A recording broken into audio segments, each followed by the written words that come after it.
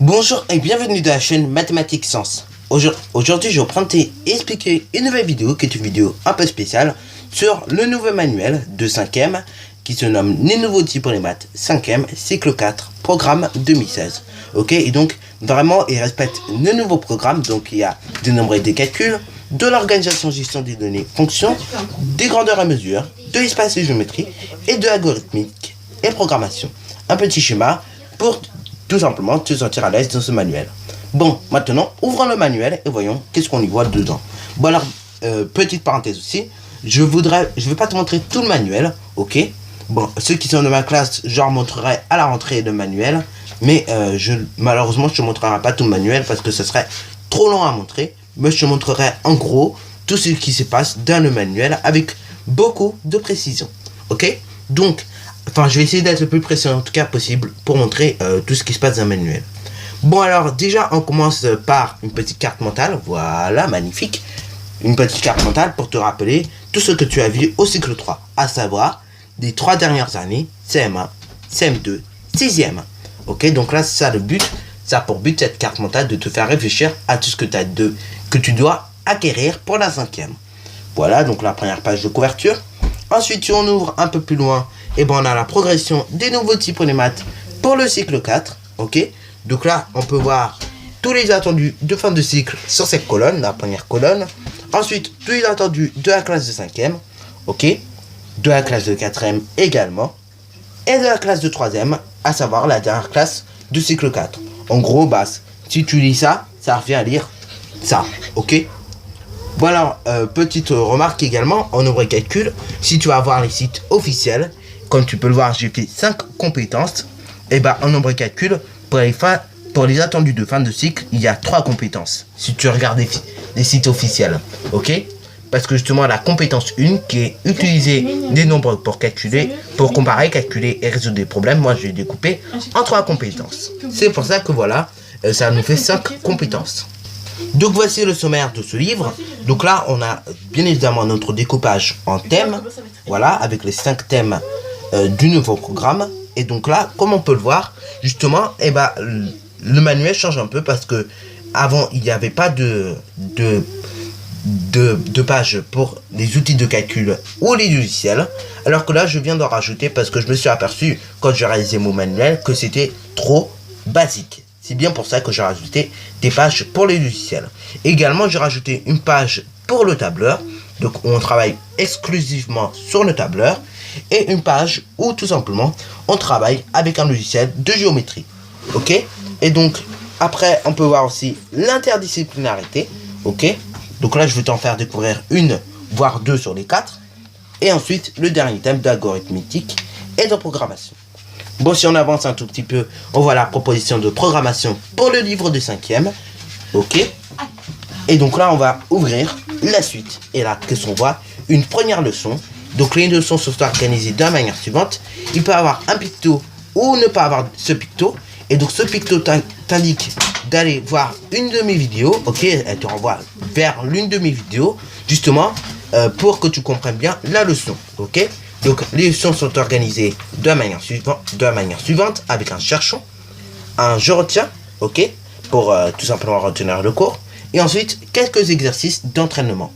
Donc d'application du cours. Après des exercices problématiques, etc., etc. Et donc là, bien sûr, à chaque chapitre, donc là, chaque séance, donc la séance 1 sur calculer avec des nombres décimaux sans parenthèse, et la séance 2 sur calculer des nombres avec des nombres décimaux avec parenthèse, et ben forme une séquence, et cette séquence, et ben justement, après on la révise dans une page qui s'appelle Je révise, et donc là, on révise toutes les compétences qui sont évalués dans ce chapitre. Ok. Après, et ben là, tu as des pages pour tout simplement travailler avec des outils de calcul, donc à savoir la calculatrice, mais tu peux aussi avoir des pages où on peut travailler avec un logiciel, à savoir Scratch, Tableur, GeoGebra. Ok, donc là, en l'occurrence, on nous fait un petit travail sur les outils de calcul, donc à savoir la calculatrice, et donc là, il s'agit d'un petit cherchon, justement, sur comment manipuler la calculatrice. Donc là, on va aussi la manipuler tout simplement pour faire des conversions dans ce cas-là, mais aussi pour écrire une petite expression. Ok. Bon, Alors, comme tu peux constater, malheureusement, et ça c'est le petit bémol de ce manuel, c'est que généralement, les pages où tu travailles, avec des outils de calcul, et ben, généralement sont réservées pour ceux qui ont la calculatrice FX 92 spécial collège. Ok, justement, c'est ça le problème, parce que tout simplement, vu que je n'ai pas la calculatrice TI plus scolaire, malheureusement, je n'ai pas pu faire des tutos pour ceux qui ont la calculatrice TI plus scolaire. Ok, moi j'ai la calculatrice Casio FX 92 spécial collège, mais malheureusement j'ai pas TI. Alors quand j'aurai une TI, peut-être l'année prochaine ou quand je verrai, et ben justement je te ferai peut-être des tutoriels avec la TI. Ok. Bon, alors je disais donc, nous avons également des pages de résolution de problèmes. Ok, et dans ces pages de résolution de problèmes, comme tu peux le voir, les compétences sont travaillées. Donc là, en mathématiques, ce sont des compétences du LSU.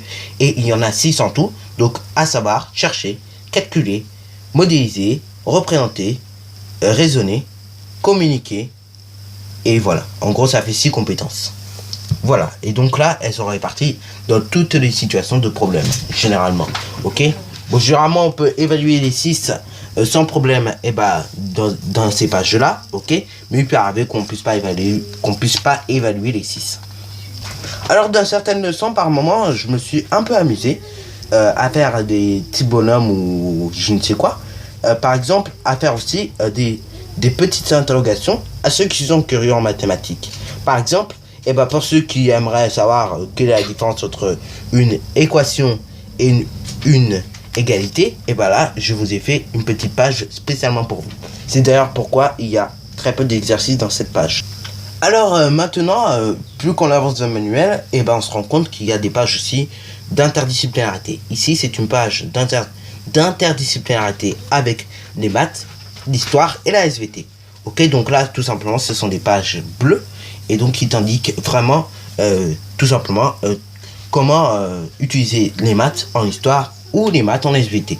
Ok, donc là c'est vraiment toute la difficulté de la réalisation, parce qu'il faut vraiment faire comprendre à l'élève qui va utiliser par hasard le manuel que les maths c'est pas juste les maths, 4 x 4 ça fait 16.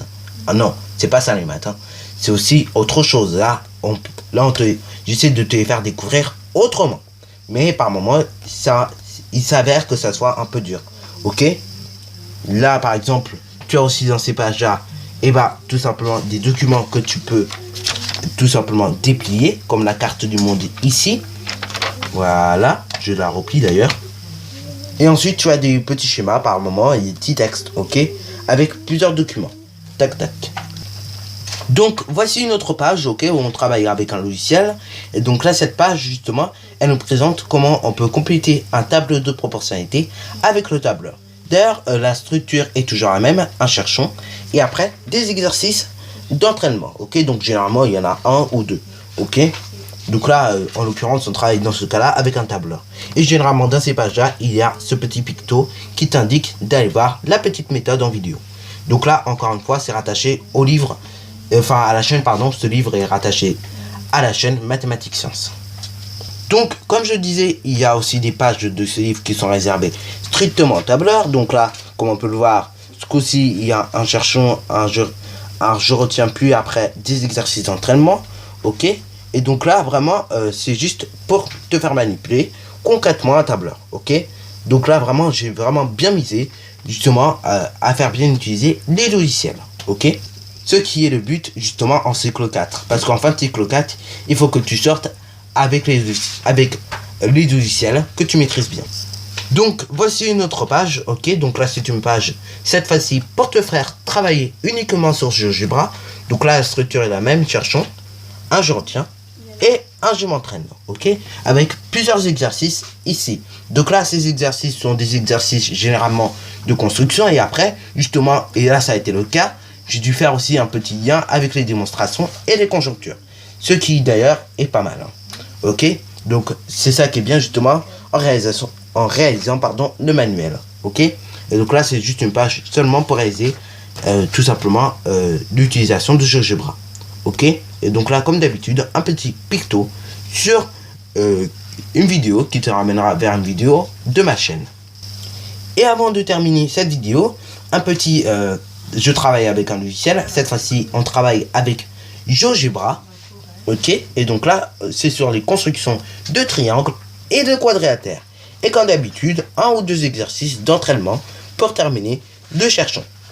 Et là, nous entrons dans la séquence la plus dure à monter, à savoir la séquence algorithme et programmation. Car comme tu peux le constater, ça fait déjà plus de 2 ans que cette séquence a été mise en place.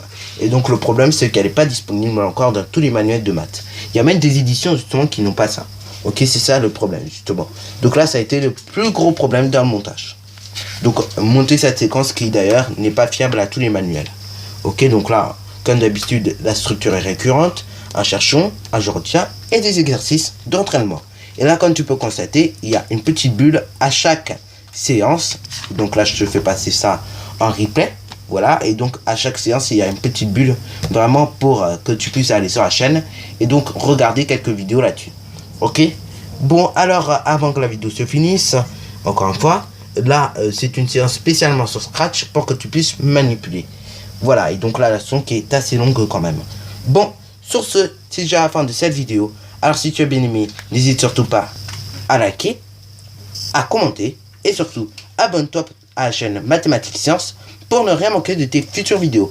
Et sur ce, d'ailleurs, je fais, avant que la vidéo se termine vraiment, je fais une petite dédicace au tailleur de crayon, ok, à mon tailleur de crayon préféré qui s'appelle Antoine et justement qui m'a aidé à gagner 2 minutes précieuses dans la réalisation de ce manuel. Pour ceux qui voudraient avoir des petits ordres de grandeur, la dernière page du manuel a été terminée à 19h04. La dernière page du manuel a commencé à 19h04 50 secondes et c'est terminé à 20h43 43 secondes. Donc voilà, c'est pour vous dire que c'est quand même assez long à faire. Et donc, j'ai fini mon manuel à 20h43, 43 secondes. Bon, sur ce, c'est déjà la fin de cette vidéo.